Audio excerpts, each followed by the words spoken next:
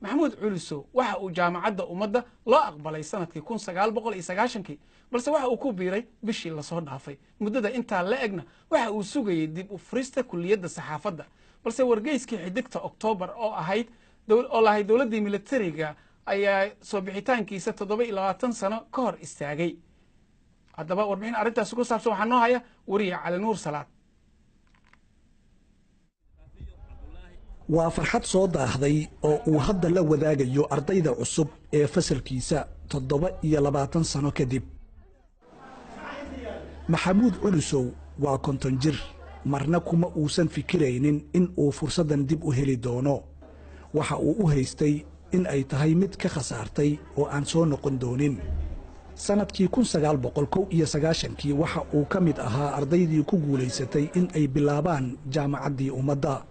sida ku qoran wargeyskan waxa uu ka mid ahaa ardaydii nasiibka u heshay jaamacadda. waxa uu wargeyska dhowristiisa ku mitiday muddo dhibaato iyo qax badan uu ku jiray. waxaan ku mintiday inaan xafido aan ku qaato fursadeyda marka waa la raacay dadka la degay hataa biyaa dhamaray oo i badbaaday markaan haddana meesha tegey waxaan taqaanaa noo shaqo tarimada guri aan degnaan jirnay dhalinyarada degan waa la baaraa wax walba oo soo gala oo la qaato baa la qaajin kan waa ku mintiday marka inaa noqoto waxa kaliya oo reference aniga aan leeyahay oo bari kama haddii wax fursad helo aan ku doodi karo. maxamuud wargeyska ilaalintiisa kuma uusan khasaarin waxa uu u noqday fure uu ku galo jaamacadda ummadda mar labaad. sideese loogu ogolaaday? جنرال كقاعدة وحن لفظ ليستي ديوانيها جود جنرال ريجستر يوم ركتك الجامعة أرضي أساجرة وحن كيالنا ونا باسي أذكر عن أرضي إنه أرضي امتحان باسي وياه شهادة سقوطه إنه لغورة أرض ذاك الامتحان يكون قال سنة كان لكن أساق امتحان كيس تضرب إلا 20 سنة كهر أيوة باسي وحنا ليمت برهان.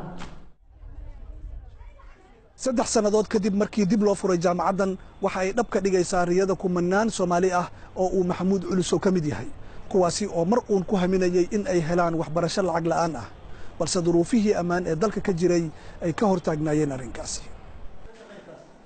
maanta waxa ay isku fasal yihiin ardayda uu dhali karo oo iyaguna ka faa'iideysta waaya aragnimadiisa nololeed.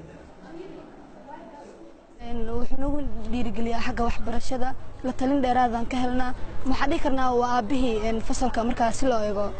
jaamacadda ummadda oo la aasaasay sanadkii 1954 waa jaamacadda kaliya ee dowladda Soomaaliya ay iminka maamusho.